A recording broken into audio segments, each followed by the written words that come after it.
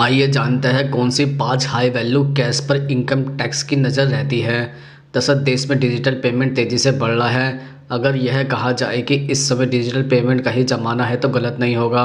Digital payment ने न सिर्फ लेन देन को आसान किया है बल्कि यह सुरक्षित ट्रांजैक्शन का भी दावा करता है। हालांकि इस बीच कई लोग ऐसे हैं जो कि आज भी कैश लेन देन में काफ़ी सहज है और कैश को ही वीरता देता है। वहीं कुछ लोग इसलिए भी कैश लेन देन करते हैं क्योंकि उन्हें लगता है कि कैश लेन देन से वो इनकम टैक्स विभाग की रडार से बच सकते हैं, जबकि ऐसा नहीं है। आज आपको हम बताने जा रहे हैं कि ऐसी ही 5 हाई वैल्यू कैश लेन देन के बारे में जिन पर आईटी विभाग की नज़र हमेशा रहती है और इन कैश ट्रांजैक्शन में अगर कोई गलती हुई तो आपके घर पर भी आ सकता है इनकम टैक्स का नोटिस। जैसे नंबर 1, बैंक अकाउंट में कैश जमा करना। आप अपने खाते में कितने रुपए कैश जमा कर सकते हैं इसके लिए भी एक सीमा तय की गई है। अगर आप इस सीमा को पार करते हैं तो आप तक आयकर विभाग का नोटिस भी आ सकता है। केंद्रीय प्रत्यक्ष कर बोर्ड के नियम के अनुसार अगर एक वित्तीय वर्ष में कोई 10 लाख रुपए या उससे ज़्यादा कैश जमा करता है तो इसकी सूचना आयकर विभाग को दी जाती है। ज़रूरी नहीं है कि यह पैसा एक ग्राहक के एक खाते में ही जमा किया गया हो। एक ग्राहक के अगर कई खाते हैं तो उसमें जमा कुल कैश भी अगर 10 लाख से ऊपर जाता है तो इसकी सूचना आयकर विभाग तक पहुंच जाती है और आयकर विभाग आपसे इन पैसों के स्रोत के बारे में पूछ सकता है। नंबर 2, फिक्स्ड डिपॉजिट में कैश जमा करना। बैंक खाते की तरह ही एक वित्त वर्ष में 10 लाख रुपए से ज़्यादा पैसे जमा करते हैं तो विभाग को इसकी जानकारी होती है और किसी तरह का कोई शक होने पर आयकर विभाग आपसे पैसे के स्रोत को लेकर सवाल पूछ सकता है। Number 3, property transaction. अगर आपने कोई प्रॉपर्टी खरीदते वक्त 30 लाख रुपए या उससे ज़्यादा का कैश लेन देन किया है तो प्रॉपर्टी रजिस्टर इस बारे में आयकर विभाग को सूचित करना जरूरी होगा।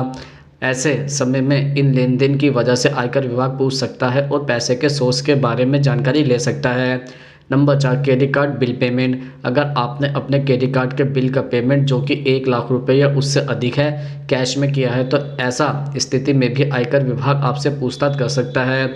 आपको इन पैसे का सोर्स बताने के लिए विभाग कह सकता है। उसी के साथ ही अगर किसी वित्तीय वर्ष में आप 10 लाख रुपए या उससे अधिक का भुगतान किसी भी तरीके से करते हैं कैश या डिजिटल तो भी आपसे आयकर विभाग सवाल कर सकता है कि आप पैसा कहाँ से लाए। Number 5, share mutual fund debenture या बॉन्ड खरीदना। अगर कोई शेयर म्यूचुअल फंड डिबेंचर या बॉन्ड खरीदने में बड़ी मात्रा में कैश का इस्तेमाल करता है तो इससे भी आयकर विभाग अलर्ट हो जाता है। अगर कोई 10 लाख रुपए या उससे अधिक का ट्रांजैक्शन करता है तो इसकी जानकारी आयकर विभाग तक पहुंच जाती है। ऐसे में भी आयकर विभाग आपसे कैश के स्रोत के बारे में पूछताछ कर सकता है। चलिए अब जानते हैं कि कौन सी गलतियों की वजह से शेयर मार्केट में डूब सकता है आपका पैसा। दरअसल कम समय में ज़्यादा पैसा बनाने के लिहाज से शेयर मार्केट को काफ़ी अच्छा माना जाता है, लेकिन इस मार्केट को जोखिम भरा माना जाता है। इसमें जितनी तेज़ी से पैसा बढ़ता है उतनी ही जल्दी डूबने का भी डर रहता है। इसलिए निवेश से पहले मार्केट में अच्छे से समझना बहुत ज़रूरी है। शेयर मार्केट में गलत अप्रोच आपकी सारी पूंजी को डुबा सकती है। यहाँ जानेंगे वो गलतियाँ जिससे हर निवेशक को बचना चाहिए। अगर आप स्टॉक मार्केट में इन्वेस्ट करने का मन बना चुके हैं तो यह बहुत ज़रूरी है कि आप इसके बारे में पहले सभी बातों को जानें। मार्केट के सामान्य शब्दावली को जानने से लेकर स्टॉक चुनने तक सारी जानकारियाँ जुटाएं।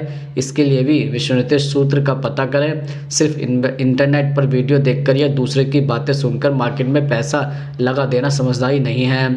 स्टॉक मार्केट में आने से पहले होमवर्क करना बेहद ज़रूरी होता है। अगर आप बिना होमवर्क किए मैदान में कूदते हैं तो आपको बड़ा नुकसान उठाना पड़ सकता है। हम आपको अब बताते हैं कि स्टॉक मार्केट में पैसे को डूबने से कैसे बचा सकते हैं।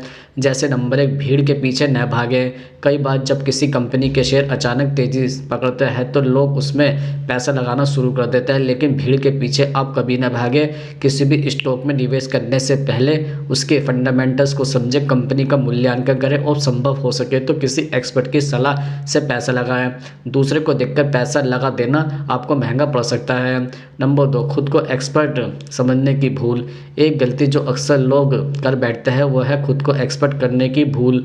लेकिन ध्यान रखिए, शेयर मार्केट में अनिश्चितता रहती है। इसमें आपका अनुमान कभी सही भी हो सकता है और गलत भी।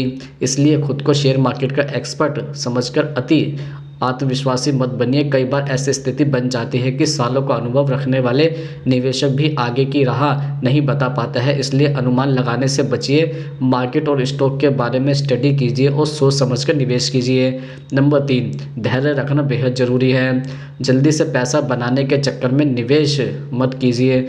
मार्केट में उतरते समय धैर्य और अनुशासन बहुत ही ज़रूरी होता है। आपकी छोटी सी गलती बड़ा नुकसान करवा सकती है, इसलिए बहुत जोखिम न लीजिए। जब मार्केट में भारी उतार चढ़ाव चल रहा हो तो उस समय शेयर खरीदना या बेचना सही नहीं माना जाता है। ऐसे में कई बार स्थितियों को देखकर अपने स्टॉक को लंबे समय तक होल्ड भी करना पड़ सकता है। अगर इन स्थितियों के बीच आपने धैर्य नहीं रखा तो मुश्किल में पड़ सकता है। तो चलिए अब हम आपको बताते हैं कि निवेश करके करोड़पति कैसे बन सकते हैं। दरअसल हर कोई लाइफ में फाइनेंशियल समस्याओं को दूर करके एक अच्छा जीवन बिताना चाहता है। इसके लिए आपके पास अच्छा खासा फंड होना ज़रूरी है और फंड इकट्ठा करने का तरीका है इन्वेस्टमेंट। आप जितनी जल्दी निवेश शुरू करेंगे उतनी जल्दी अच्छा खासा फंड कमा सकते हैं, लेकिन इसके लिए ज़रूरी है कि उस स्कीम का चुनाव करना जहां से आपको बम्पर रिटर्न भी मिल सके। यहाँ जानिए एक ऐसी ही स्कीम और ख़ास फार्मूले के बारे में जो आपको 40 की उम्र तक करोड़पति बना सकता है। जानिए इस बारे में। दरअसल करोड़पति बनना कोई रॉकेट साइंस नहीं है, बस इसके लिए आपको निवेश की सटीक स्ट्रेटेजी को अपनाना होगा। ऐसे में 12-15-20 का फार्मूला आपके लिए काफ़ी मददगार हो सकता है। इसमें 12 का मतलब है 12% रिटर्न से है, यानी 15 सालों तक निवेश करना होगा, और 20 यानी 20,000 रुपये महीने निवेश करना होगा। इस फार्मूले के साथ अगर आप 25 साल की उम्र में निवेश शुरू करते हैं तो 40 साल की उम्र तक खुद को करोड़पति बना सकते हैं। कहाँ करें निवेश? अब सवाल उठता है कि किस जगह पर निवेश किया जाए जहां से आपको 12% का रिटर्न मिले। इसका जवाब है एसआईपी। एसआईपी के जरिए आप म्यूचुअल फंड में निवेश करते हैं। म्यूचुअल फंड मार्केट से लिंक होता है, इसलिए इनका रिटर्न निश्चित नहीं होता, लेकिन फाइनेंशियल एक्सपर्ट इसका लॉन्ग टर्म में औसत रिटर्न 12% मानते हैं। कई बार यह इससे भी ज़्यादा हो सकता है। ऐसे बनेंगे करोड़पति। अगर आप हर महीने 20,000 रुपये एसआईपी के जरिए म्यूचुअल फंड में जमा करता है तो आप 15 सालों में कुल 36 लाख रुपए का निवेश करेंगे। एसआईपी कैलकुलेटर के मुताबिक देखें तो 12% की दर से आपको इस पर 64,91,520 रुपये ब्याज के तौर पर मिलेंगे। इस तरह आप 15 साल बाद आप कुल 1,99,520 रुपये के मालिक बन जाएंगे। निवेश के लिए 20,000 रुपये कैसे निकालें? एक और बात दिमाग में आती है कि आखिर निवेश के लिए 20,000 रुपये कैसे निकालें। तो आपको बता दें कि अगर आपकी सैलरी 65,000 से 70,000 के बीच है तो आप बहुत आसानी से 20,000 रुपये महीने निकाल सकते हैं। फाइनेंशियल रूल कहता है कि हर व्यक्ति को अपनी कमाई का कम से कम 30% निवेश करना चाहिए। अगर आप 65,000 रुपये महीना कमाता है तो इसका 30% 19,500 रुपये यानी कि करीब 20,000 रुपये है। ऐसे में आप आसानी से इतना अमाउंट निवेश के लिए निकाल सकते हैं।